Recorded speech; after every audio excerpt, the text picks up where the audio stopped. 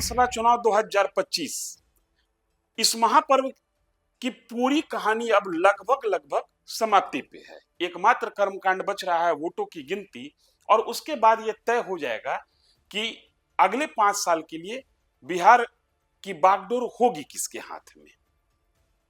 दोनों चरण का मतदान शांतिपूर्ण समाप्त हो चुका। यह बिहार के इतिहास में पहली बार हुआ कि किसी भी बूथ पर रीपोलिंग की नौबत नहीं आई। यह बिहार में पहली बार हुआ कि ओवरऑल मतदान का प्रतिशत जो है वो 67 के आसपास पहुंच गया।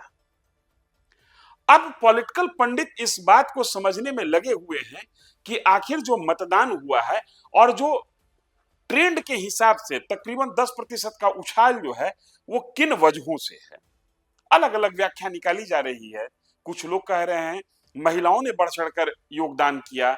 कुछ लोग कह रहे हैं महिलाओं को जो 10,000 रुपए उनकी आर्थिक रूप से उनको सबल बनाने के लिए जो राज्य सरकार ने दिया उसका परिणाम है। कुछ लोग कह रहे हैं बिजली योजना का परिणाम है, जो 125 यूनिट फ्री बिजली दी गई।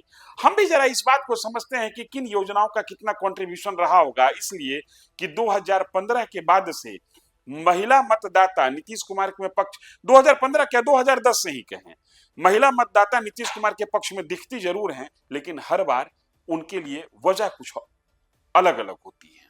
नमस्कार, आप देखना शुरू कर चुके हैं न्यूज़ फॉर नेशन। मैं हूं आपके साथ धीरेन्द्र। सरकार की कुर्सी पर बैठेगा कौन और बैठने की वजह क्या होगी, इस बात को हम समझने चले हैं, लेकिन तमाम मुद्दों को आप अलग अलग पॉलिटिकल एनालिस्ट के जुबानी समझ रहे होंगे। हम जिसको आज खंगालने चलने हैं वो मुद्दा है ताड़ी, और हम ये समझने की कोशिश करते हैं कि आखिर ताड़ी में कितना नशा है। 2016 से बिहार में शराबबंदी है, और शराबबंदी के साथ ही ताड़ी पर भी प्रतिबंध है। दलित समुदाय से आने वाली एक जाति है पासी। इसका मुख्य पेशा है ताड़ी बेचना। भूमिहीन जाति है, इनके पास भूमि विशेष नहीं होता है, लिहाजा इनकी आजीविका ताड़ी पे ही होती है। और आपको यह जानकर भी ताज्जुब होगा कि इस जाति से, इस गरीब पिछड़ी हुई जाति से, दलित जाति से आने वाला एक व्यक्ति बिहार सरकार के पहले मंत्रिमंडल में कैबिनेट मिनिस्टर बना था। जगलाल चौधरी की चर्चा मैं कर रहा हूं। सोचिए, जगलाल चौधरी डॉक्टर श्री कृष्ण सिंह के पहले मंत्रिमंडल के कैबिनेट मिनिस्टर थे, और वो पासी समाज से आते थे। ये बात मैं सिर्फ इसलिए कह रहा हूं कि इनकी राजनीतिक जागरूकता को समझिए। बिहार में जब हम दलित मतदाता की चर्चा करते हैं तो सबसे पहली चर्चा होती है पासवान की, उसके बाद होती है रविदास की, उसके बाद होती है मुशहर की। पासी की गिनती उस कदर नहीं होती है, लेकिन चौथी गिनती होगी तो पासी की ही होगी। लेकिन अगर जो राजनीतिक जागरूकता की चर्चा करें तो बिहार का पहला कैबिनेट में कोई कैबिनेट मिनिस्टर दलित समाज से बना था तो वो मिनिस्टर पासी समाज से आया था। इनका पेशा है ताड़ी बेचना। खैर, हम उस पर भी आएंगे, लेकिन पहले ये हम बता दें कि 2016 से बिहार में शराबबंदी है। हजारों करोड़ का नुकसान हो रहा है, बावजूद सरकार शराबबंदी की नीति पर कायम है। और शराबबंदी की नीति के साथ ही ताड़ी बंदी भी हो गई, क्योंकि ताड़ी से भी नशा होता है। इस साल 30 अप्रैल को मुख्यमंत्री ने नीरा संवर्धन योजना जारी किया। बिहार सरकार ने ताड़ी के पेड़ के मालिकों और ताड़ी निकालने वालों को रोजगार और वित्तीय सहायता प्रदान करने की योजना बनाई। जिस दिन बिहार सरकार ने बिहार में शराबबंदी लागू की थी, उस दिन से ही ताड़ी को संवर्धित करके नीरा के रूप में बेचने की योजना लाई गई थी, लेकिन ये योजना जमीन पर कायदे से उतरी नहीं। तब से ताड़ी और ताड़ी बेचने वाली जमायत राजनीति के केंद्र में है, और हमेशा चुनाव के वक्त इनकी चर्चा होती है, इनके हितों की चर्चा होती है। कहा जाता है कि 2020 में जब महिला मतदाता बिहार में नीतीश कुमार के पक्ष में मतदान कर रहे थे तो उसमें शराबबंदी योजना का बड़ा योगदान था। महिलाओं के अंदर खुशी थी कि राज्य में शराबबंदी लागू है, और शराबबंदी लागू होने के कारण 2 फायदा था। शराब पीकर जो महिला के साथ जो प्रताड़ना होती है, उस प्रताड़ना से उनको मुक्ति मिल गई थी, और घर का बजट भी हल्का हुआ था।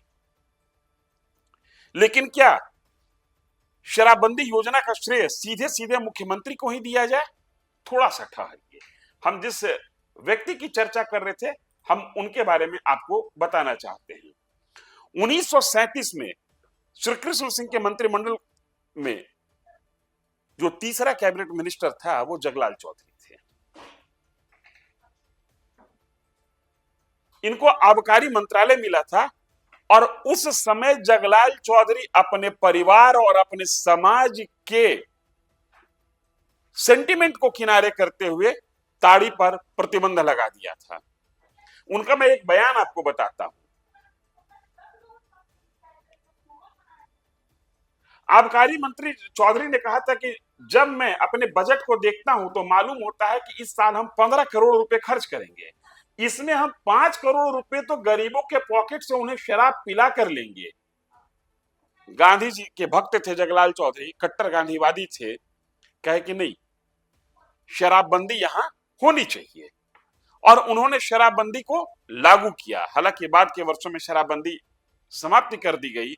उनके बाद शराबबंदी नीति को लागू करने वाला कोई शख्स बिहार में आया और जो शख्स आया, आने के लिए तो कई आए, बीच में एक बार और शराबबंदी की कोशिश की गई थी, लेकिन नीतीश कुमार ही एकमात्र ऐसे मुख्यमंत्री हुए जो अपनी इस नीति पर कायम रहे, चाहे जितना नुकसान हो। ऐसा भी कहा जाता है कि यहाँ पर शराब बेचना, अवैध शराब बेचना एक पैरेलल अर्थव्यवस्था का जन्म दे चुका है। अवैध शराब की बिक्री यहाँ पर एक समानांतर अर्थव्यवस्था है। बावजूद इसके नीतीश कुमार अपने नियम पर कायम है।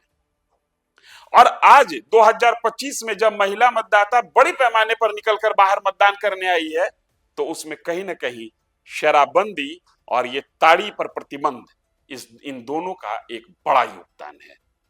इसलिए हमने अपनी इस वीडियो में आपको शुरू में कहा कि हम समझने की कोशिश करते हैं कि आखिर ताड़ी में कितना नशा है। नशा तो है, महिलाएं जब मतदान की मत देने के लिए कतारबद्ध दिखती हैं तो वो शराबबंदी का ही नशा दिखता है, और नीतीश कुमार के पक्ष में जब महिलाएं बुलंद आवाज रखती हैं वहां भी शराबबंदी का ही नशा दिखता है। इस वीडियो में इतना ही। हम आगे फिर चर्चा करेंगे किसी और मुद्दों पर, लेकिन इन तमाम मुद्दों के अलावा जिन मुद्दों पर हम कह रहे हैं कि बिहार में मतदान हुआ है, शराबबंदी आज भी एक महत्वपूर्ण मुद्दा है। अगर हम महिला वोटर्स की चर्चा करें तो इस वीडियो में इतना ही। धन्यवाद।